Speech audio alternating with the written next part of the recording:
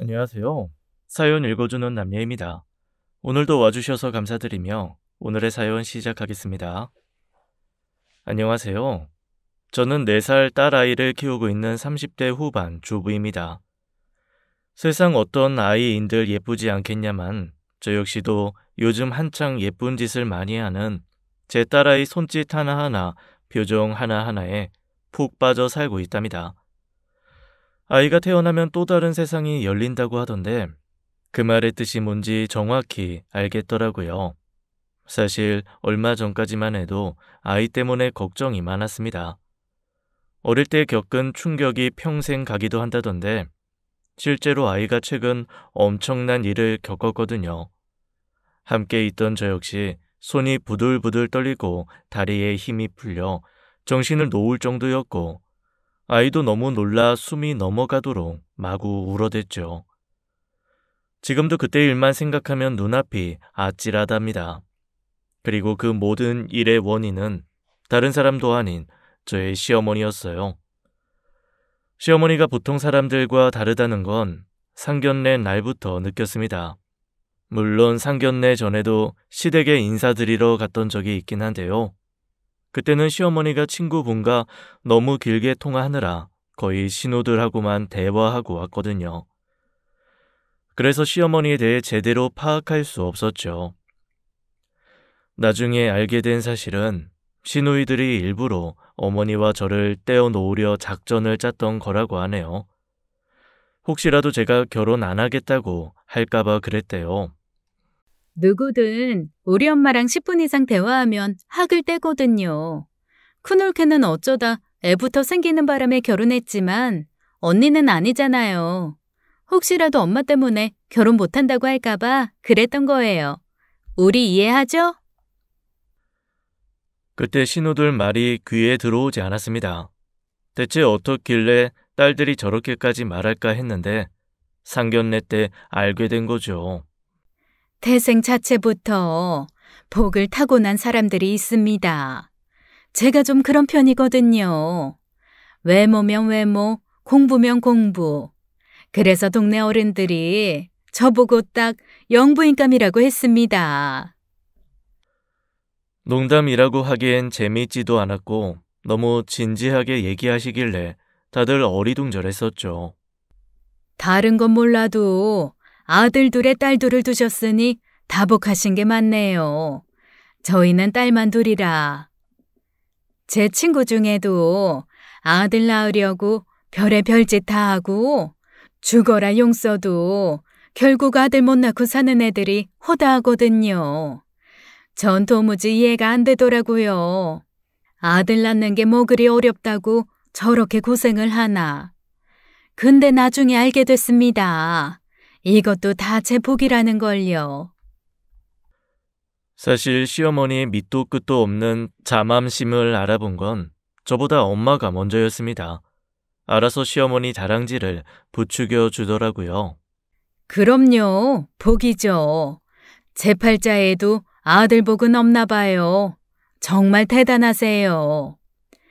이런 복 타고나는 게 어디 쉽나요? 그날의 주인공은 저와 남편이었는데 시어머니는 연신 자기 자랑만 늘어놓으셨고 결국 보다 못한 시아버지가 한마디 하셨습니다. 누가 보면 당신이 결혼하는 줄 알겠네. 아, 애들 얘기나 해, 애들 얘기. 시아버지는 매우 민망해하시며 인상을 팍 쓰셨다가 그래도 저희 부모님 앞이니 애써 어색하게 웃음을 지으시더군요. 남편도 마찬가지였어요. 전에 우리 부모님 뵈러 집에 왔을 때는 우스갯소리도 잘하고 부침성 있게 행동했었는데 상견례 날에는 과도하게 긴장하는 모습이었어요. 그래서 그날 밤 남편과 통화하며 물어봤습니다. 자기 오늘 많이 긴장했어? 되게 의외더라. 우리 부모님이 그렇게 무서웠던 거야? 처음 보는 것도 아니면서. 자기 부모님 때문이 아니라 우리 엄마 때문에. 엄마랑 같이 어딜 가면 늘 긴장하거든. 아까 봐서 알잖아. 우리 엄마 때와 장소 못 가리는 거. 하물며 오늘은 다른 날도 아닌 상견례 자리인데 내가 긴장 안 하겠어? 어머니 늘 그러셔? 아까 우리 아버지 표정 못 봤어? 아마 아버지가 나보다 훨씬 더 긴장했을걸. 그때까지만 해도 어머니 문제를 크게 생각하진 않았습니다. 결혼 준비 때문에 신경 쓸 게 워낙 많았거든요. 그러다 식 올리기 한 달 전 남편의 외삼촌 생신이라고 식사 초대를 받게 됐어요. 남편의 외가분들이 신부 얼굴 좀 미리 보자 하는 생각에 자리를 마련했던 거죠. 모두 좋은 분들이셨고 다들 따뜻하게 대해주셨습니다. 다들 따뜻하고 좋은 분들이셨어요. 그저 듣기 좋으라고 그냥 하시는 말씀일 수도 있지만 칭찬도 많이 받았는데요. 예쁘네. 나이보다 훨씬 어려 보이고 젊음이 좋긴 좋다. 피부 맑은 것 좀 봐. 테니스 잘 친다며? 언제 시간 나면 나랑도 한 게임 치면 좋겠다. 내가 군대에서 테니스를 좀 쳤었거든. 몸매가 호리호리해서 드레스 입혀놓으면 참 예쁘겠다. 목도 길고. 그때 저는 몸둘 바를 몰라 잠자코 식사만 하고 있었는데요. 나 물 좀 갖다 줘. 물통 언니 앞에 있잖아. 물통을 통째로 마시라는 거야? 컵에 따라 마셔야지. 얘, 너는 눈치도 없니? 뭐해? 컵 안 갖고 오고. 느닷없이 어머니가 저에게 컵을 갖고 오라며 짜증을 내시더군요. 하지만 거긴 시댁도 아닌 시외삼촌 댁이었기에 컵이 어디 있는지 알 수도 없었고 안다 해도 함부로 손을 대기가 좀 그랬어요. 언니도 참. 왜 새 신부한테 그런 걸 시켜? 여기선 엄연히 손님인데. 손님은 무슨 손님이야? 내 며느리면 여기서도 며느리지. 순간 남편이 뭔가 눈치를 챘다는 듯 벌떡 일어나 컵을 갖고 와서 어머니 앞에 두더라고요. 엄마, 여기 됐지? 되긴 뭐가 돼? 내가 너한테 컵 갖다 달랬어? 누가 갖다 주면 어때요? 물만 마시면 되지. 어쭈 얘 봐라. 벌써부터 색시만 챙기겠다? 그것도 집안 어른들 앞에서. 얘, 너 니네 집에서 이렇게 배웠니? 귀찮은 일은 죄다 남편 시키라고? 당황스럽더라고요. 아직 식도 안 올렸는데 벌써부터 시월드 시작인가 하는 생각이 들었습니다. 그날 남편이 저를 집에 데려다 주는 길에 막내 신우를 픽업했는데요. 참고로 막내 신우는 당시 삼순생이어서 밤늦게까지 독서실에서 공부를 하고 있었습니다. 오빠, 오늘은 별일 없었어? 엄마 또 성질 부리지 않았어? 왜 안 부렸겠냐? 어딜 가나 늘 똑같지. 이모랑 할머니랑 삼촌이 이 사람 띄워주니까 갑자기 막 짜증을 내는데. 아, 창피해. 정말 못 살겠네. 언니도 이쯤 되면 눈치챘겠지만 우리 엄마 우주 최강 관종이에요. 관종이요? 주위 사람 관심으로 먹고 사는 사람이거든요. 엄마한테는 사람들 관심이 산소랑 똑같다고 보시면 돼요. 그러니까 엄마 있을 때는 다른 사람 관심 끌지 마세요. 엄마한테 제대로 찍힐 테니까. 신우는 분명 저를 위해 진심 어린 충고를 하고 있었습니다. 그도 그럴 것이 어떤 신우가 자기 엄마한테 무조건 잘하라고 말하지 자기 엄마 우주 최강 관종이라 말하겠어요. 얼마 후 결혼식에서도 시어머니의 관종 행동은 매우 눈에 띄었습니다. 그날의 주인공은 신랑 신부인데 마치 본인이 신부라도 된 듯 이 사람 저 사람들 앞에서 온갖 고상한 척 예쁜 척을 하시더군요. 와, 니네 시어머니 대단하시다. 아까 고모 붙잡고 자기가 신랑 엄만데 하면서 자기 자랑을 어찌나 늘어놓든지. 고모 밥도 제대로 못 먹었어. 그날 저는 정신이 없어서 제대로 보지 못했는데 나중에 얘기를 들어보니 언니를 비롯해 제 친구들 모두 시어머니의 관심병에 대해 한바탕씩 쏟아 놓았더라고요. 그래도 뭐 시부모님 모시고 사는 것도 아니고 저나 남편이나 직장 생활하고 있어서 어머니 얼굴 몇 번이나 보겠냐 싶어 대수롭지 않게 여겼는데요. 결혼하고 몇 달 뒤 삼수하던 막내 신우가 서울대에 합격을 하면서 시댁 외가 분들까지 다 같이 모여 식사를 하게 됐습니다. 죽어도 서울대 아니면 안 된다고 다른 대학은 다 포기하더니 결국 성공했네. 대단하다. 저 녀석 근성 하나는 알아줘야 된다니까. 어릴 때부터 고집이 남달랐잖아. 지는 것도 싫어하고. 하여간 축하한다. 훌륭하다 우리 조카. 우리 손녀딸이 최고다. 할미가 뭐라도 선물 하나 해줘야 될 텐데. 필요한 거 있으면 얘기해. 아무리 비싸도 다 사줄 테니까. 하지만 그날도 마찬가지였습니다. 어른들의 관심이 온통 신우에게 향하자 시어머니는 또 심술을 부리셨죠. 아, 유난. 서울대 들어간 게 뭐 대단한 일이라고 이 난리야?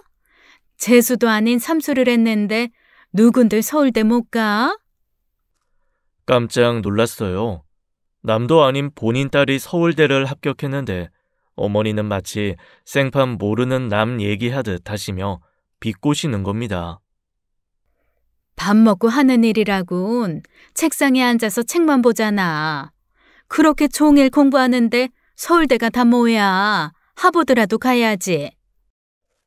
무턱대고 책상에 앉아 공부한다고 다 서울대 가는 거 아니야. 삼수한답시고 온갖 유세 다 부리고 알아서 따박따박 밥 먹여주지. 학원비에 독서실비 대주지. 책값 주지. 어디 그뿐이야?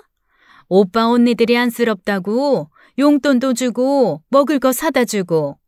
그렇게 아쉬울 거 하나 없이 공부했으면 나는 못 가? 솔직히 제 머리 좋아서 서울대 간 거 아니야. 공부머리는 지 아빠 닮았거든. 사실 내 머리 닮았으면 재수 삼수 안 했어. 한 번에 떡 붓고도 남지. 알잖아. 나 어릴 때부터 천재 소리 들었던 거. 천재 소리를 들어? 누가? 네가? 사실 그때 엄마가 오빠 아니고 나 공부시켰어 봐.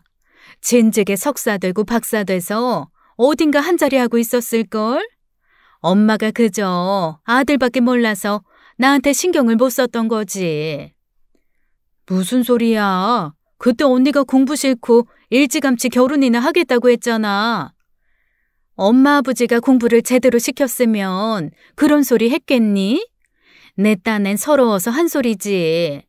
내가 그때 진짜 작정하고 공부했으면 어떻게 됐을지 몰라. 어떻게 되긴 뭘 어떻게 돼. 너 고등학교 때 내가 너 붙잡고 공부 가르치려고 했을 때 뭘 했어? 어차피 해봤자 안 될 것 같다고 신경 끄느라고 했지? 그거야. 오빠가 하도 무섭게 하니까. 데리고 앉아 몇 번 공부 가르쳐줬는데도 하도 못 알아먹길래 답답해서 몇 마디 한 것 같고 무서워서 공부 못하겠다고? 나 그때 과외 알바하면서 학비 벌던 때야. 내가 가르친 애들 중에 서울대 연고대 간 애들이 몇인데 딱 보면 알아. 애가 공부머리가 있는지 없는지. 아무리 내 동생이지만 그렇게 말귀 못 알아먹는 애 처음 봤다. 뭐? 공부머리가 좋아? 너 다른 머리는 몰라도 공부머리는 아니야. 시외 삼촌의 팩트 폭행에 그제야 어머니는 입을 다무셨는데요. 그래도 여전히 아쉬움이 남으셨는지 솔직히 학벌만 좋으면 뭐해? 남 부럽지 않게 살려면 다른 것도 받쳐줘야지. 쟤는 인물이 안 받쳐주잖아. 아무리 내 딸이라지만 어쩜 저렇게 못났을까? 나 정도만 됐어도 좋았을 텐데 지 아빠 닮아서 얼굴만 넙대대 해갖고. 야, 남의 집 딸내미가 서울대 갔냐? 네 딸이야. 네 딸이 서울대 합격했다고. 학교만 좋은 데 나오면 뭐해? 아무리 그래도 여자는 예뻐야지. 본인 얘기로 엄마와 외삼촌이 설전을 벌이는 동안 그저 잠자코 듣고만 있던 막내 신우가 결국 한마디 하더군요. 나 삼수하는 동안 엄마가 해준 게 뭐 있어? 학원비며 용돈이며 다 아빠랑 오빠들이 해준 거잖아. 공부 잘 되니? 아픈 데는 없니? 한 번이라도 물어본 적 있어? 늘 TV만 보고 친구들이나 만나러 다니고. 솔직히 나 서울대 합격하는데 엄마 공은 하나도 없어. 급기야 신우는 시댁에 돌아오자마자 폭탄 선언을 하더군요. 나 이 집에서 못 살아. 안 살아. 입학식 전에 짐 싸서 나갈 거니까 그런 줄 알아. 아니, 나가면 어디서 살 건데? 너 방 얻을 돈도 없잖아. 친구네 집에 얹혀 살 거야. 눈치 보여도 남의 집에서 더부살이 하는 게 낫지. 엄마랑은 죽어도 못 살겠어. 이제 막 20살 넘은 처녀가 집을 나간다고 하니 다들 말리기 시작했습니다. 하지만 신우는 확고하더라고요. 아빠도 오빠도 나 이해 못해? 솔직히 이해하잖아. 나도 더 이상은 못 견디겠어. 나가. 나가고 싶으면 당장 나가. 나는 너 예뻐서 끼고 사는 줄 알아? 그깟 서울대 좀 갔다고 어디서 큰 소리야. 나 나갈 거야. 내일이라도 당장 나갈 거니까 그런 줄 알아. 눈물을 뚝뚝 흘리며 소리치는 신우를 보니 마음이 너무 안 좋더라고요. 제 마음도 안 좋은데 하물며 남편과 아버님 마음은 오죽했겠어요. 결국 아버님이 큰 소리를 내시더군요. 이 좋은 날 이게 무슨 난리야. 막내딸 서울대 간 거 축하해주는 게 그렇게 힘들어? 저 어린 게 고생해서 가고 싶은 대학 합격했는데 예쁘고 장하다고 보듬어줘도 모자를 파네. 아주 잘하는 꼴이다. 제가 먼저 싸가지 없게 큰 소리 치잖아. 나라도 큰 소리 쳐. 나라도 그랬을 거라고. 하여간 나이 먹을 만큼 먹었는데도 어쩜 그렇게 지 생각만 하는지. 엄마가 돼갖고 자식이란 자식들 다 내쫓고 아주 잘하는 짓이다. 나이 먹고 나갈 때 돼서 나가는 게 뭐가 문제야? 내가 무슨 얘기하는지 몰라서 그래? 제대로 그때처럼 난리 한번 쳐봐. 부모가 오죽하면 자식이 먼저 등을 돌리냐고. 아우, 됐어. 그만해. 걸핏하면 그 얘기야. 어머니가 얘기한 걸핏하면 그 얘기라는 게 뭔지 집에 돌아오는 길에 남편에게 물었습니다. 옛날에 일이 좀 있었어. 무슨 일? 어머님 때문에 벌어진 일이야? 우리 집에서 일 벌릴 사람 엄마밖에 없잖아. 정확히 무슨 일이었는데? 그냥 좀 나중에 얘기해 줄게. 나중에 얘기해 준다는 건 별로 말하고 싶지 않다는 의미였기에 알겠다고 하고 더 이상 묻지 않았습니다. 게다가 그 얘기를 하는 남편이 표정이 매우 좋지 않더라고요. 애써 뭔가를 숨기는 것 같기도 하고 제가 이미 한 식구가 됐음에도 말하기가 싫다는 건 분명 좋은 얘기는 아니겠구나 싶었죠. 얼마 후 지방에 사시던 아주버님네 식구가 서울로 이사를 오게 돼서 모처럼 다 같이 식사를 하게 됐습니다. 서울로 이사 오게 된 이유는 나름의 사정이 있었는데요. 형님 친정 엄마가 암 선고 받으시는 바람에 친정 근처에 살고 싶다 하셔서 올라오게 된 거였어요. 아주버님은 직장이 있는 지역에 작은 오피스텔을 얻으셨고 주말에만 서울에 올라오신다 하더군요. 어차피 애들 학교 때문에 서울로 올라왔어야 됐거든. 그래서 겸사겸사 이사를 서두른 거야. 형수님 걱정이 많으시겠어요. 그런데 요즘엔 워낙 치료를 잘해서 조금만 고생하시면 곧 완쾌되실 거예요. 그러니까 너무 속 끓이지 마세요. 그래도 빨리 발견하셨다니 다행이다. 초기에 발견하면 항암 안 해도 치료할 수 있다니까 무엇보다 어머니 마음 편하게 해드려. 마음이 편해야 치료도 잘 되는 법이니까. 집안 남자 셋 모두 사회생활 하는지라 주변에서 들었던 암치료 이야기, 누구는 이렇게 해서 완치됐다더라. 어떤 병원 어떤 교수가 그 분야엔 최고라더라. 암치료하면서 조심해야 될 것과 예방법에 대해 얘기를 나누고 있었습니다. 저와 형님은 옆에서 그저 듣고만 있었죠. 그런데 그때도 역시 가만히 있을 어머니가 아니었습니다. 전에 너희 친정엄마 김치 먹어보니까 매워도 너무 맵더라. 그렇게 맵고 짜게 먹으니까 암에 걸리지. 그런 걸 하루 이틀 먹었겠어? 평생 그렇게 먹었을 거 아니야. 멀쩡한 사람도 암 걸리고 남겠더라. 사람이라면, 적어도 어른이라면 때와 장소 봐가면서 할 소리가 있고 못할 소리가 있는 건데 어머니한테는 그런 법칙이 모두 무시되었죠. 그래서 평소 관리가 중요한 거야. 먹고 자는 것부터 해서 사소한 생활 습관까지. 나 봐. 어딜 가도 다들 내 나이로 안 보잖아. 나보고 먹는 거 가린다고 유난 떤다고들 하는데 그게 다 건강 생각해서 그러는 거야. 미리미리 조심하고 관리 안 하다가 어느 날 갑자기 병에 걸린다니까. 그때 가서 다 죽게 생겼는데 후회하면 뭐해. 이미 늦은 거지. 네 엄마도 지금쯤 후회 많이 하실 거다. 차마 남이라도 그런 소리를 못할 텐데 어머님은 아주 당당하고 자신감 넘치게 생각나는 대로 말하고 계셨습니다. 당연히 형님 표정은 안 좋게 변했고 그걸 바로 캐치한 남편이 나서서 어머니를 말리기 시작했죠. 아니 누구들 관리 안 하고 싶어 안 해. 먹고 사는 게 바쁘니까 일일이 세세하게 신경 못 쓴 거지. 그리고 암이라는 건 언제 누구한테도 찾아올 수 있는 병이야.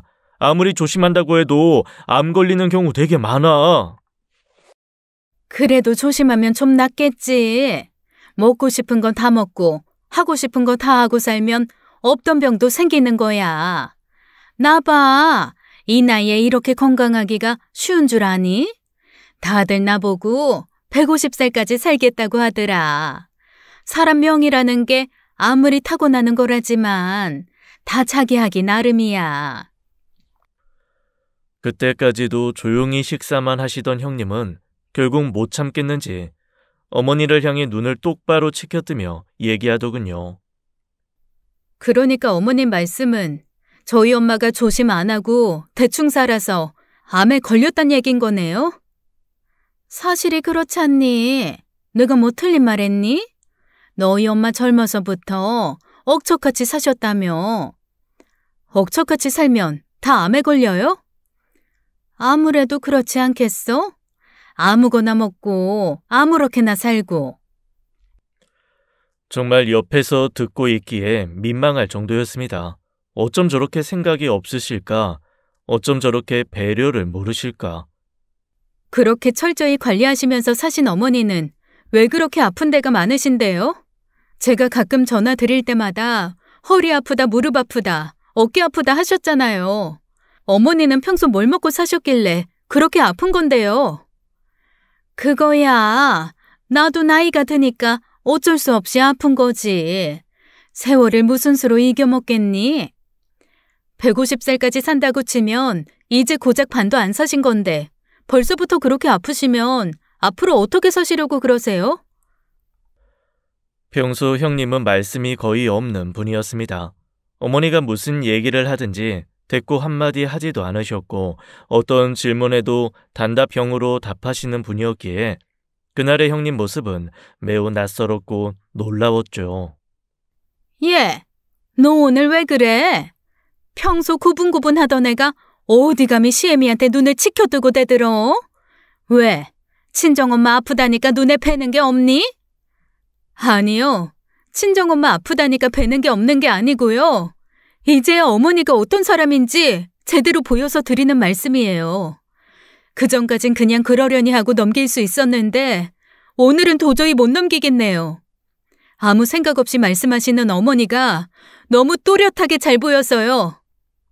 모르는 사람이 보면 며느리가 버릇없이 시어머니에게 대드는 걸로 보였겠지만 그날 그 자리에 있던 누구도 형님을 말리지 않았습니다. 다들 형님이 이해된다는 뜻이었죠. 뭐? 내가 생각이 없다고? 세상에, 살다 별소리를 다 듣네. 맏며느리가 돼갖고 그게 시애미한테 할 소리야? 암 걸린 네 엄마만 중요하고 시애미한테는 막 해도 된다 이거지? 너 나한테 이렇게 함부로 굴면 네 엄마 병에도 도움 안 돼. 딸내미 행실 못된 거 네 엄마가 다 돌려받을 거다. 그때는 진짜 차마 그 자리에 못 앉아 있겠더라고요. 가시방석이 아닌 대못이 촘촘히 박힌 방석 위에 앉아 있는 기분이었죠. 순간 내가 저런 소리를 들었다면 나는 어떻게 했을까 생각해봤습니다. 분명 저도 참지 못했을 것 같더라고요. 때문에 형님의 도발이 충분히 이해됐죠.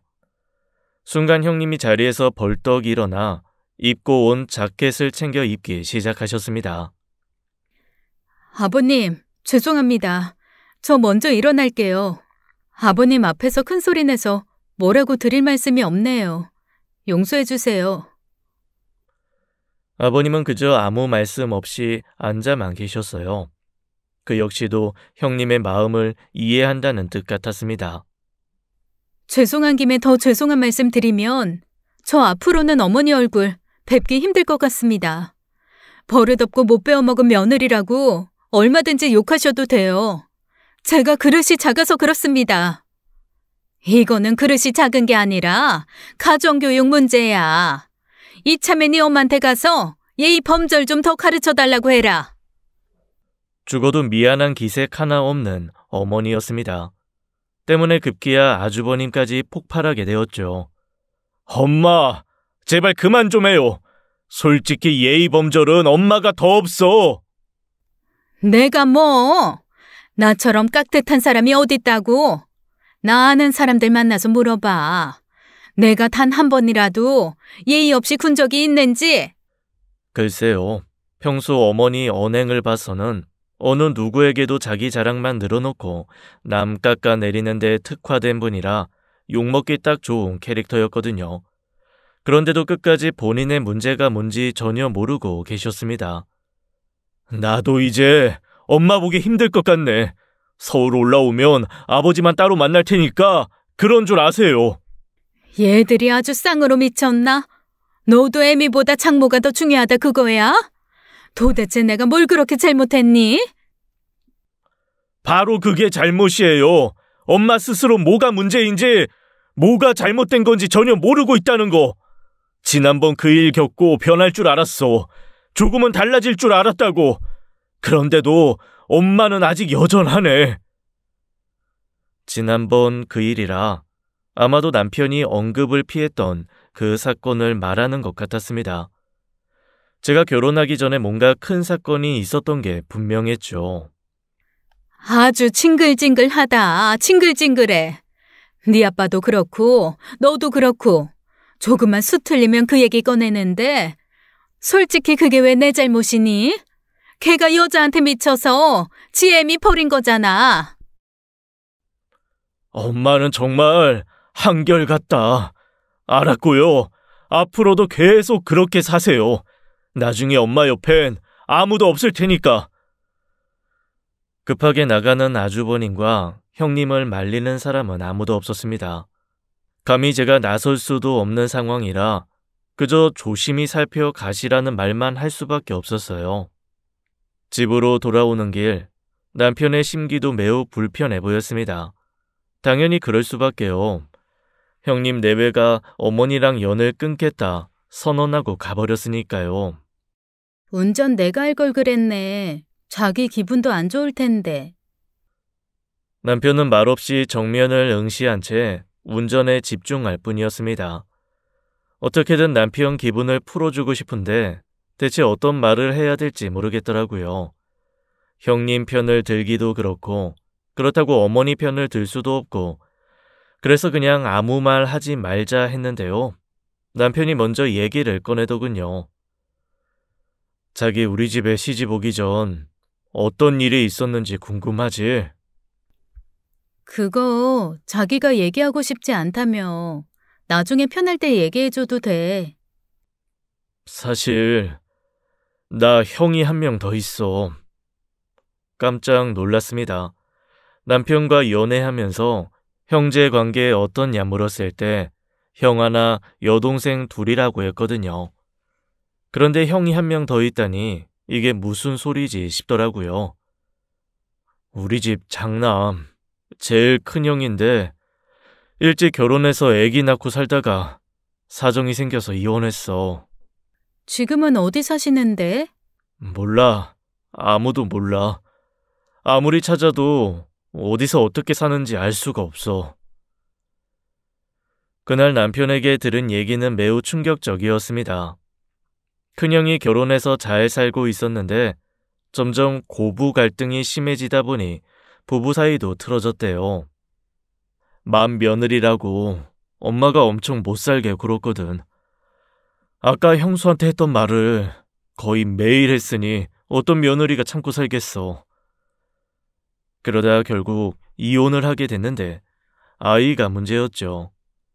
애엄마는 죽어도 자기가 데려가겠다고 하고 애아빠 역시 애는 죽어도 못 준다 하는 상태에서 어머니가 괜히 나서는 바람에 애를 뺏겼다고 합니다. 야! 데리고 가. 지 새끼 지가 키우겠다는데 그냥 쳐버리고 말지. 내가 너한테 얼마나 잘했는데 감히 나를 핑계로 이혼을 해? 너 솔직히 말해봐. 남자 있지? 어디 돈 많은 논팽이라도 잡은 거야? 그 새끼가 같이 살지? 애까지 책임지겠다고? 너 아주 수완이 좋은가 보다. 내 아들 몰래 남자까지 만들고. 당장 가. 꺼져. 네 새끼 데리고 당장 나가. 결국 아이는 애엄마가 데리고 가고 아주버님은 말 한마디 없이 사라지셨다고 합니다. 아버님과 동생들이 어떻게든 찾아보려 애썼지만 그야말로 증발한 사람처럼 자취를 감추셨대요. 가족들뿐만 아닌 지인이나 친구들하고도 전혀 연락을 안 한다고 합니다. 때문에 아버님은 몇 날 며칠을 알아누우셨고 그 와중에도 어머니는 눈 하나 깜짝 안 하셨다고 합니다. 그게 벌써 10여 년 전 일이라네요. 우리랑 다르게 그래도 큰형은 엄마를 많이 챙겼거든. 엄마가 이상한 소리 할 때마다 맞장구도 쳐주고 어리광 부리는 거 하나하나 다 받아주던 사람이 유일하게 큰형이었는데 형도 자기 새끼 뺏기니까 끝내 참을 수 없었던 거지. 그래도 나나 작은 형한테는 연락할 줄 알았는데 단 한 번도 연락이 없어. 그날 전 어머니에 대해 공포심이 느껴졌습니다. 밥상머리에서 형님께 했던 말들이나 장남이 연을 끊고 사라졌는데도 아무렇지 않게 살아가는 모습을 보니 정말 무섭더라고요. 쉽진 않겠지만 어머니 대면하는 일을 최대한 줄여야겠다 다짐했습니다. 얼마 후 저는 임신을 하게 됐어요. 어쨌든 좋은 소식이니 알려는 드려야겠기에 어머니께 전화를 드렸는데요. 안 그래도 얘네는 왜 애를 안 갖나 궁금했다. 나는 결혼하자마자 곧바로 애 들었었거든. 아들 쑥쑥 낳고 그 다음에 딸 좀 낳아볼까 했더니 곧바로 딸 생기고. 너 그거 아니? 임신 잘 되는 것도 타고나야 되는 거야. 요즘에 안 생기는 부부들 많잖아. 솔직히 니네도 좀 의심했어. 근데 역시 우리 아들이 내 유전자 닮아서 생식 능력이 튼튼한가 보다. 이런 것도 다 부모 따라가는 거야.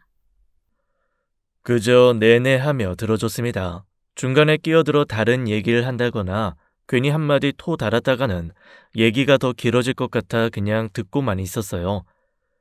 어느덧 저도 어머니 대처법을 터득하게 된 거죠. 저는 아주 예쁜 딸을 낳았습니다. 엄마 눈엔 모든 아이가 예뻐 보인다지만 제 딸은 유난히 토끼 같고 인형 같고 예뻤어요. 주변 사람들 모두 다 너무 예쁜 아이라고 칭찬을 해주셨죠. 딸아이 100일 조금 지났을 때 시외 숙모 생신이라 모처럼 시댁 식구분들을 만나게 됐는데요. 역시나 모든 관심이 제 딸아이에게 쏠렸습니다. 세상에 인형이다 인형이야. 어쩜 이렇게 예쁜 딸을 낳았니? 예쁘기만 한 게 아니고 순하기까지 하네. 사람들이 이렇게 많으면 낯설어서라도 울 법한데 한 번을 칭얼대지도 않고 방긋방긋 잘도 웃네. 엄마 아빠 예쁜 건 다 닮았어. 이목구비 하나하나 예쁜 거 골라 담기도 힘든데 되게 신기하다. 시어른들이 하도 예쁘다고 하니까 기분이 좋기도 하면서 한편으론 불안해졌습니다. 왜냐면 슬슬 어머니가 나서서 설쳐댈 게 뻔했거든요. 아니나 다를까 어머니는 갑자기 무언가를 꺼내오시더라고요. 이거 봐봐, 이거. 사실 아기 때 예쁜 거는 나 못 따라오지. 이거 나 돌 때 사진이잖아. 너무 예쁘지? 완전 인형 아니니? 나도 애 낳아보고 손주도 보고 다른 집 애들도 숱하게 봤지만 나처럼 예쁜 애는 못 봤어. 그치? 나 진짜 예뻤지? 어머니가 그런 행동하실 걸 저 말고도 모두 알고 계셨는지 그 누구도 어머니 말에 맞장구 쳐주진 않았습니다. 다들 제 딸아이에게서 눈을 떼지 못하고 있었죠. 사실 아기 때 누구는 안 예뻐. 그때 예쁜 거 잠깐이다. 어차피 10살 넘어가야 예쁜지 안 예쁜지 판가름 나는 거야. 어머니는 끊임없이 자기만의 철학을 주장하고 계셨습니다. 그러나 아무도 들어주지 않았어요. 근데 요즘엔 얼굴 예쁜 거는 성형수술로도 가능하니까 딱히 그렇게 중요한 건 아니야. 진짜 중요한 건 몸매지, 몸매. 보니까 얘는 팔다리가 좀 짧은 것 같더라. 여자는 자고로 팔다리가 길쭉길쭉해야 미인이거든. 나 봐봐. 다리도 곱고 팔도 가느다랗잖아. 이래야 옷맵시도 나거든. 이쯤 되니 어머니가 딱해 보이기까지 하더군요. 이제 100일 지난 애의 팔다리가 길면 얼마나 길다고 저런 얘기까지 하시는 걸까요? 그 후로도 어머니는 제 딸을 볼 때마다 본인 애기 때가 더 예뻤다, 자기 따라오려면 아직 멀었다 등등 끊임없이 자만심을 분출하셨습니다. 그리고 집안 행사 때마다 제 딸아이는 연예인 못지않게 어른들의 사랑을 한몸에 듬뿍 받았죠. 본인 아기 때 사진으로 관심을 받으려 했던 어머니는 결국 그게 먹히질 않자 다른 전략을 내세우시더라고요. 딸이 예쁨을 받으며 덩달아 저에게까지 어른들의 관심이 쏟아지자 어머니의 질투의 대상이 제 딸에서 저에게로 바뀌었습니다. 우리 조카 며느리는 볼수록 예쁘고 기특하다. 엄마가 이렇게 예쁘니까 딸도 예쁘지. 요즘엔 하도 애를 안 낳으니까 애기 안고 있는 젊은 엄마들이 연예인보다 더 예뻐 보여. 유모차 태워서 산책하는 애엄마들 보면 아니 내 딸도 아닌데 괜히 울컥하고 뿌듯해. 어르신들이 이런 얘기를 할 때마다 질투로 부들거리는 어머니의 몸의 진동이 저에게 고스란히 느껴졌습니다. 불안하고 두려웠어요. 과연 저 질투를 어떻게 해소하실까 하고요. 그냥 불안한 마음만 드는 게 아니었습니다. 워낙 예상할 수 없고 종잡을 수 없는 어머니였기에 그때마다 심장이 두근대고 입안에 침이 마를 정도였죠. 그러던 어느 날 마침 명절이라 시누이들까지 모두 모였는데요. 역시나 신우들이 제 딸 아이에게 푹 빠져 있자 에휴, 자식들 모두 살 길 찾아 떠나고 요즘 사는 게 너무 적적하다. 엄마 매일 운동도 다니고 복지관도 간다면서. 그런데 가봤자 순 노인네들 천지라 나랑은 도무지 수준이 안 맞아. 엄마도 이제 노인네야. 손주까지 봤으면서. 그래서 말인데 갓난 아이 하나 입양할까 봐. 순간 귀를 의심했습니다. 저뿐만이 아니었죠. 시댁 식구 모두 대체 무슨 소리를 하는 건가 싶은 표정이었어요. 그제야 모두의 시선을 받은 어머니는 신이 나서 얘기하기 시작했습니다. 부모한테 버려지는 애들이 그렇게 많다잖아. 어떤 애들은 해외로 입양 간다는데 뭐하러 남의 나라까지 보내? 불쌍한 애기 하나 데려다 키우면 될걸. 집안에 애기 있으면 분위기 자체부터 달라져. 얼마나 보송보송하고 기분 좋은지 몰라. 딴에는 그럴싸한 이유를 갖다 붙이긴 했지만 아무도 그 말을 진심으로 받아들이진 않았죠. 엄마, 그럴 바엔 아예 오빠네 애기를 봐줘. 새언니 혼자 애 보기 힘들잖아. 가끔 엄마가 봐주면 언니는 친구들도 만나고 취미 활동도 할 수 있고 아예 다시 일을 구할 수도 있고. 얘, 그거랑 같니? 나는 내 애를 키우고 싶단 말이야. 내가 애를 얼마나 잘 보는데. 그때 듣다 못한 아버님이 한마디 하셨습니다. 입양은 아무나 할 수 있는 건지 알아? 조건이 얼마나 까다로운데. 우리 조건 뭐? 기저귀랑 분유 살 정도 능력되고 난 시간 많으니까 하루 종일 애기 옆에 있을 수도 있고.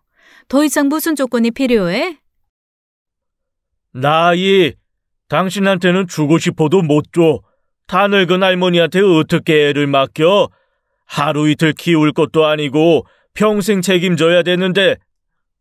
그래? 뭐 그런 게 다 있어. 애 보는데 나이가 뭐가 중요해? 배고프지 않게 하고 잠만 잘 재우면 되는 거지. 아이를 처음 키워보는 제 입장에서도 어머니의 말은 어이없게 들렸습니다. 밥만 잘 주고 잠만 잘 재우면 된다니요. 아이를 넷이나, 아니 5이나 키웠다는 사람이 어떻게 저런 말을 할 수 있나 기가 막히더라고요. 그리고 당신이 애를 잘 본다고 어떻게 그런 말을 할 수가 있냐? 우리 애들 키울 때 당신이 한 게 뭐 있는데? 내가 뭘 안 했는데. 솔직히 당신은 그저 낳기만 했지 정 주면서 키운 건 우리 엄마였어. 둘째 태어나고 큰애가 놀아달라 칭얼댈 때 당신 뭐라고 했어? 엄마 힘들게 왜 우냐고 하면서 막 혼냈지. 그때 걔 3살이었어. 3살짜리 애가 뭘 알겠냐? 몰라. 난 기억 안 나. 어쨌거나 당신은 제도적으로도 정서적으로도 애 키울 자격 없는 사람이야. 뜬금없이 입양은 무슨 입양이야. 애는 핑계고 사람들 관심 받고 싶어서 그러는 거 누가 모를 줄 알아? 우리 첫 손주 태어났을 때도 벌써부터 할머니 소리 듣게 됐다고 짜증만 내고 분유 한 번을 제대로 먹이길 했어. 기저귀를 갈아봐줬어. 울면 시끄럽다고 애 엄마 구박이나 하고. 알았어. 그만 좀 해. 입양 안 하면 될 거 아니야. 관심 끌기가 영 시원치 않자 어머니는 한동안 조용히 지내셨습니다. 그 사이 형님네 친정어머니가 암 수술을 무사히 마치고 일상을 회복하셨다길래 축하도 할 겸 오랜만에 형님네 놀러 갔는데요. 어머니는 여전하시지? 우리 엄마 수술 잘 돼서 건강해졌다는 소식 들으면 또 한바탕 쏟아낼 텐데 그 모습 못 봐서 아쉽긴 하다. 어쨌거나 수술 잘 되셨다니 정말 다행이에요. 형님도 그동안 고생 많으셨어요. 나 결혼할 때 우리 엄마가 신신당부한 말이 있거든. 시부모님한테 무조건 잘하라고.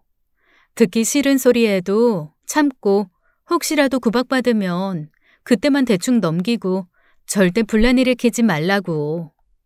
예전에 우리 아빠가 바람이 났는데 그것 때문에 엄마랑 할머니랑 대판 싸운 적이 있었어.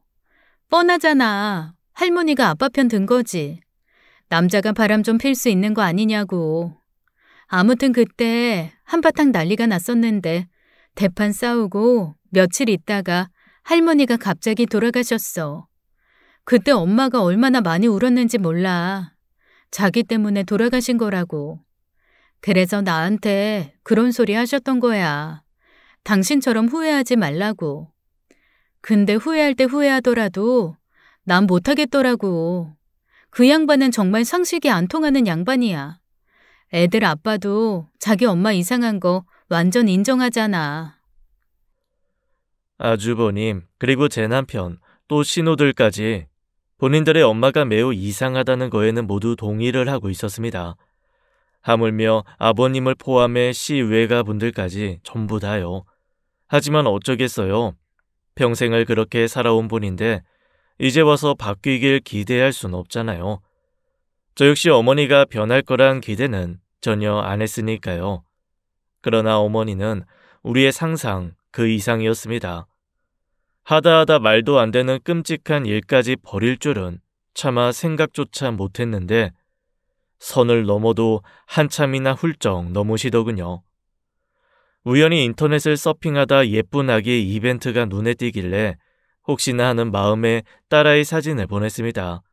제 딸이 아무리 예쁘긴 해도 더 예쁜 애들도 많다는 걸 알았기에 큰 기대를 하지는 않았는데요. 생각지도 못하게 덜컥 당첨이 됐더군요. 사이트 방문자들의 투표로 선발되는 거라 더 기뻤습니다. 다른 사람들 눈에도 제 딸이 예쁘다는 증거니까요. 그리고 상품으로 사이판 여행권을 받게 됐죠. 사이판 여행을 간다고 하니 가만히 있을 어머니가 아니었습니다. 사이판?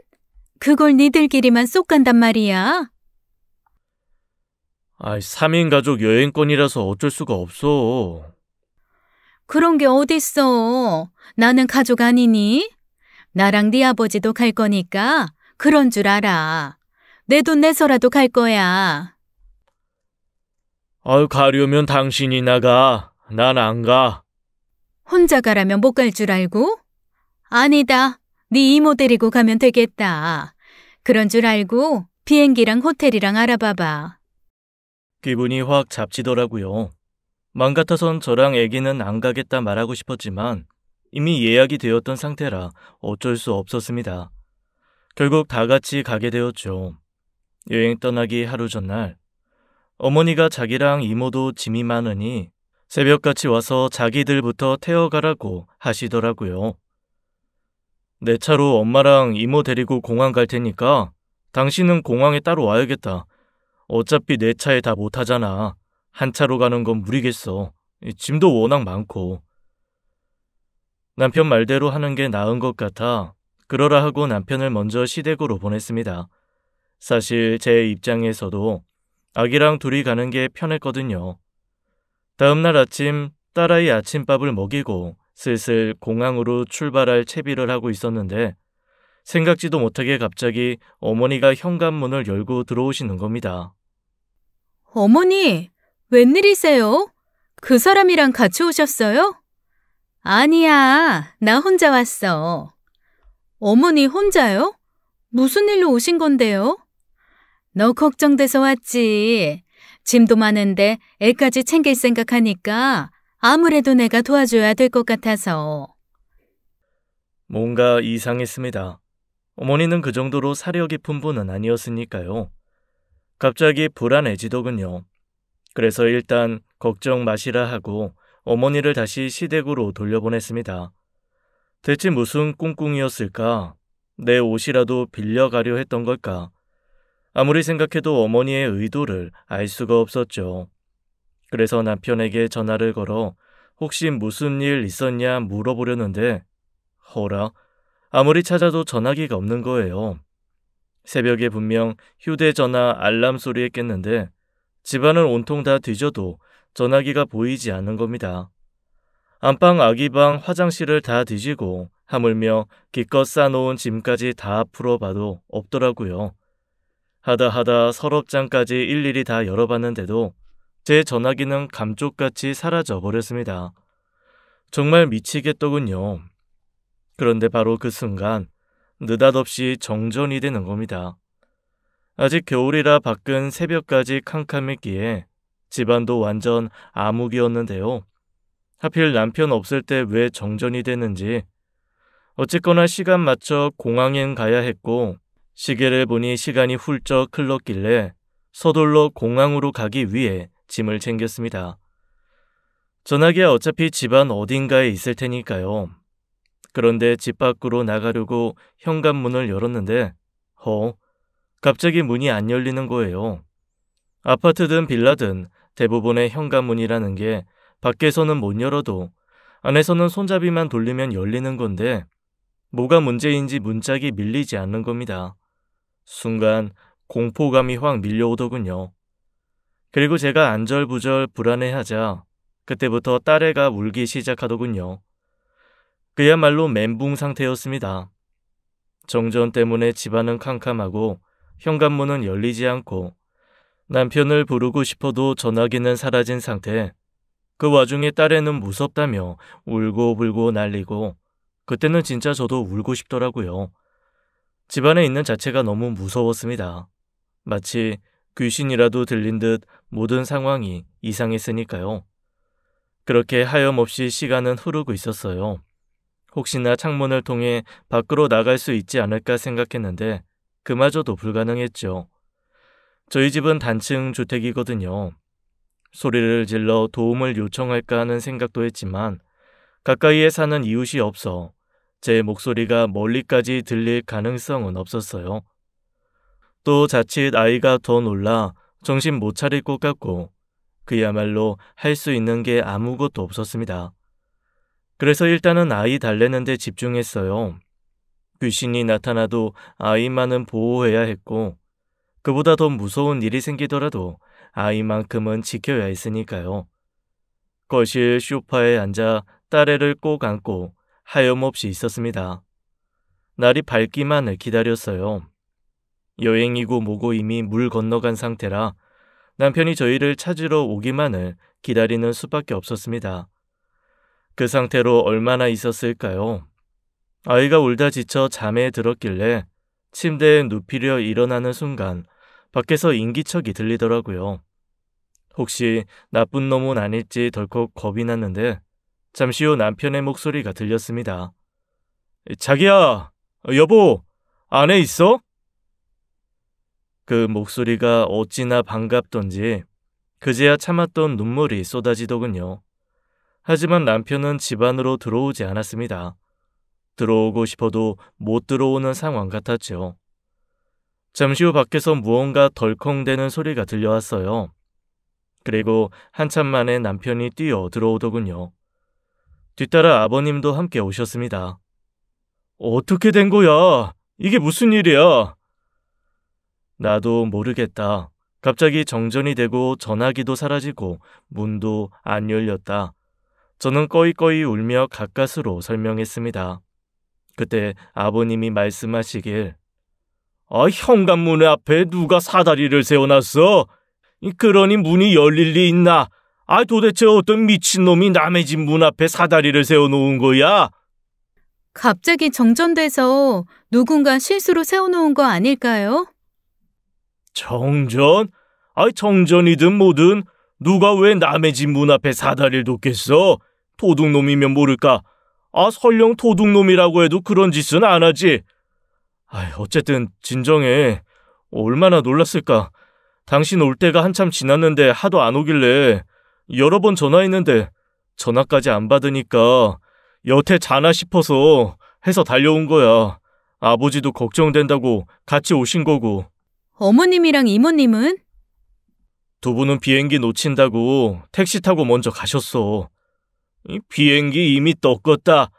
모처럼 가는 여행이었는데 니들만 못 가서 어쩌냐. 저희는 나중에 가면 되죠. 그나저나 대체 누가 이런 거야? 그때 뭔가 느낌이 왔습니다. 꼭두 새벽에 뜬금없이 왔다 간 어머니가 뭔가를 알고 있겠다는 생각이 들더군요. 이 집 두꺼비 집 어딨냐? 내가 한번 봐야겠다. 직접 두꺼비 집을 확인하신 아버님이 말씀하시길 이게 왜 내려가 있어? 네가 내렸냐? 아니요. 전 그 근처에 가지도 않았어요. 귀신이 고칼 노릇이네. 이게 왜 내려가 있어? 내 휴대폰을 가져가고 우리 집 두꺼비 집을 내리고 현관문을 사다리로 막아버린 사람. 충분히 예상 가능한 인물이었지만 무턱대고 뒤집어 씌울 순 없었습니다. 일단 경찰서에 신고할래. 나 이대로는 무서워서 못 살아. 잠시 후 경찰이 도착하고 없어진 물건은 없는지 특별한 수상한 사람은 없었는지 묻더군요. 어차피 인근 CCTV 살펴보긴 하겠지만 혹시 따로 CCTV 설치하신 건 없으시죠? 아니요, 있었습니다. 전에 여러 번 택배가 분실되는 일이 있어서 어떻게든 범인 잡겠다고 남편이 현관에 CCTV를 달았거든요. 그래서 실제로 범인을 잡았습니다. 당시 범인은 이웃에 사는 아가씨였는데 이제 범인 잡았으니 그만 CCTV 떼자고 했더니 아니야, 그냥 달아놔. 혹시 모르잖아. 또 다른 택배 도둑이 있을지. 남편과 아버님이 경찰과 현관 앞 CCTV를 확인하는 사이 저는 아이를 침대에 눕히고 잠을 재웠습니다. 당시 전 진짜 아이 생각밖에 안 났어요. 놀라서 경련이라도 일으키면 어쩌나, 크게 아프기라도 하면 어쩌나 싶어서요. 범인을 잡는 건 매우 수월했습니다. 집 근처 CCTV와 현관에 달아놓은 CCTV에 모두 뚜렷하게 얼굴이 찍혔으니까요. 누군지 충분히 예상 가능했던 바로 그 인물이었죠. 미안하다. 이 시부모가 돼서 너한테 좋은 모습 보인 적이 한 번도 없다. 혹시나 했는데 역시나 네 엄마가 맞구나. 꼭두새벽부터 급하게 편의점에 사러 갈 거 있다면서 나가더니 여기 와서 이 난리를 치고 갔구만. 어휴, 미친 녀편네. 네, 예상대로 모두 어머니의 소행이었습니다. 아버님은 그 자리에서 바로 어머님께 전화를 걸었지만 그 시간 어머니는 비행기를 타고 사이판으로 가고 있었기에 통화가 되질 않았죠. 앞으로 벌어질 일에 대해 아무것도 모르고 비행기에 앉아있을 어머니를 생각하니 이가 부들부들 갈렸지만 저 못지않게 눈이 돌아가 있는 사람들이 있었습니다. 바로 아버님과 남편이었죠. 몇 시간 후 어머니로부터 남편에게 전화가 걸려왔어요. 예, 니네 어떻게 된 거야? 우린 지금 막 도착했는데 오는 거니 마는 거니? 남편이 전화기에 대고 차마 말을 잇지 못하자 아버님이 전화기를 빼서 소리를 치셨습니다. 어디야? 어디긴 어디야. 방금 사이판에 도착했지. 그런데 왜 당신이 이 전화를 받아? 쓸데없는 소리 말고 당장 돌아와, 당장! 뭐라는 거야? 우리 이제 막 도착했는데 돌아오라니. 좋게 말할 때 빨리 와! 안 그러면 집에서 쫓겨날 줄 알아! 끊어! 뭔가 이상하다 생각했는지 그 후로도 전화가 여러 번 걸려왔지만 아버님도 남편도 어머님 전화를 받지 않았습니다. 아버님은 당장 돌아오라고 했지만 어머님은 생각보다 늦게 돌아왔어요. 대체 무슨 일이길래 이 난리야? 아무리 그래도 기껏 거기까지 갔는데 호텔이랑 바다 구경은 해야겠다 싶어서 하룻밤 자고 온 거야. 왜? 뭔데? 무슨 일인데? 누가 죽기라도 한 거야? 아까운 비행기값 호텔값 다 날렸잖아. 어머니는 그 사달을 저질렀음에도 세상 편해 보이더군요. 역시나 자기밖에 모르는 사람이었어요. 대체 저 사람은 어떤 사람인가, 무슨 생각으로 사는가, 고개가 절레절레 해지더군요. 좋았어. 재밌었어.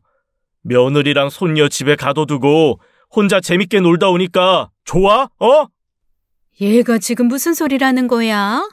네 처랑 연락 안 된다고 우리더러 먼저 비행기 타라며. 그래서 그렇게 한 것뿐이야. 나는 니들도 알아서 따라올 줄 알았지. 어떻게 따라가? 따라오지 못하게 가둬둔 거 엄마 아니야? 어머나? 얘가 아주 생사람을 잡네. 그게 무슨 소리야? 예상대로 어머니는 나몰라라로 나오셨습니다. 악착같이 발뺌하며 그냥 완전 범죄로 끝날 줄 아셨던 거죠. 당신 그날 새벽에 편의점을 왜 갔던 거야? 들어올 때 보니까 빈손이던데. 가서 김치 생각날까봐 조그만 거 몇 개 사가려고 했던 거야. 근데 다 팔렸다길래 그냥 온 것뿐이고. 별일이네. 평소엔 김치 잘 먹지도 않는 사람이 외국 간다고 그걸 챙겨? 여기선 안 먹어도 밖에 나가면 생각나고 그래. 이를 악무는 남편의 표정이 보였습니다. 지금 저 사람 속이 어떨까? 내 식구가 아닌 남이었으면 욕이라도 퍼부었을 텐데 차마 그럴 수도 없고, 무엇보다 자기 엄마가 이렇게까지 이상한 사람이란 사실을 받아들이기가 얼마나 힘들까. 남편이 너무 딱하다는 생각이 들었어요. 엄마, 애 엄마 전화기 어떻게 했어? 네 댁 전화기를 왜 나한테 물어봐? 얘, 너 전화기 잃어버렸니? 그 비싼 걸 어쩌다 잃어버린 거야? 어쩌다 잃어버리긴. 엄마가 갖고 갔잖아. 이 사람 전화기도 가져가고 우리 집 두꺼비 집도 내리고 현관문까지 막았잖아. 왜 그랬어? 대체 왜 그랬냐고. 순간 어머니의 눈빛이 흔들렸지만 곧바로 난 모른다, 철면피 모드로 바뀌더군요. 그게 무슨 말 같지도 않은 소리야? 내가 왜? 나라는 증거 있어? 있냐고? 엄만 진짜 끝까지 실망이다. 증거? 있다면. 있긴 개코가 있어. 여행 못 간 거 억울하니까 괜히 지엠이 붙잡고 난리야. 마침 그때 경찰이 찾아왔습니다. 협조 부탁드립니다. 지금 저희와 함께 지구대로 가주셔야겠어요. 제가요? 왜요? 그리고 남편은 휴대전화로 CCTV에 찍힌 어머니의 만행을 보여주었죠. 순간 어머니는 어찌할 바를 몰라 얼어붙더군요. 그러나 곧바로 이게 나라는 증거 있어? 이게 왜 나야? 나 닮은 사람이겠지. 난 죽어도 아니야. 이쯤 되니 저도 못 참겠더라고요. 눈이 돌아가더라고요. 어머니, 지금 어머니 입고 계신 그 바지 이거랑 같은 거잖아요. 여행 갈 때 입겠다고 인터넷으로 주문해달라고 하셔서 제가 사드린 바지잖아요. 아니에요? 아무도 모르게 이런 일 벌이실 거였으면 옷이라도 갈아입고 하셨어야죠. 돌아가는 상황을 보니 도저히 답이 안 나온다 싶으셨던지 아버님은 아예 밖으로 나가버리시더군요. 그리고 어머니는 더 이상 아무 말도 하지 않으셨습니다. 그 침묵이 모든 걸 말해주고 있었죠. 이젠 빠져나갈 구멍이 없구나. 제대로 딱 걸렸구나. 그나마 엄마 마음 제일 알아주던 큰아들하고 영 끊기고 둘째 아들 내외한테 손절당하고 그래서 나는 끝까지 참아보려고 했는데 더 이상은 안 되겠다. 내 식구들한테 언제 또 무슨 짓 할지 몰라서 앞으로 다시는 엄마 보는 일 없을 거야. 생각만 해도 무서워. 막내 대학 졸업하고 캐나다로 유학 간 거는 알아요? 엄마한테 전화 한 통하고 가랬더니 죽어도 싫다더라. 엄마는 그런 사람이야. 모든 자식들한테 외면당하는 그런 사람이라고. 엄마보다 훨씬 못난 사람들도 자식들한테는 버려지지 않아. 알아? 어머니는 곧바로 경찰들과 함께 지구대로 향했고 조사 후 기소까지 돼서 현재 재판 결과를 기다리고 있습니다. 그와 별개로 아버님은 어머니에게 이혼을 요구하셨는데요. 어머니가 죽어도 이혼 못하겠다고 나오셔서 이혼 소송 중이세요. 어떻게든 품고 살아보려 했는데 자식들한테까지 몹쓸 짓 하는 사람하고는 더 이상 못 살겠다 하시더군요. 남편도 앞으로 어머니 얼굴 볼 일 없다며 시댁의 발길을 끊었습니다. 가끔 아버님만 저희 집 오셔서 같이 식사하고 아이도 보고 가시죠. 남편에게 그리고 저에게도 여러 번 어머니 전화가 걸려왔는데 받지는 않았습니다. 남편도 아버님도 절대 전화 받지 말라 하시더군요. 저도 어머니라고 하면 치가 떨리게 됐거든요. 가끔 어머니 생각을 하면 짠하기도 합니다. 뭔가 결핍이 있었기에 그랬을 텐데 도대체 그 결핍은 무엇일까? 어머니가 대놓고 자랑하지 않아도 가진 게 많은 사람인데 뭐가 그렇게 간절했을까? 인간적으로는 딱한 사람이지만 나와 내 아이에게 한 짓을 생각하면 절대 죽어도 용서는 못하겠네요. 저는 아이를 낳고 엄마가 돼보니 어머님의 그런 행동이 더더욱 이해가 안 갑니다. 그래서 제대로 된 법의 심판을 받길 바랄 뿐이죠. 전 이제 아이 데리러 어린이집을 가봐야겠습니다. 복창 터지는 긴 얘기 들어주셔서 감사해요. 지금까지 사연 읽어주는 남녀였습니다. 끝까지 함께 해주신 여러분 감사드리며 저희는 다음 사연으로 돌아올게요. 감사합니다.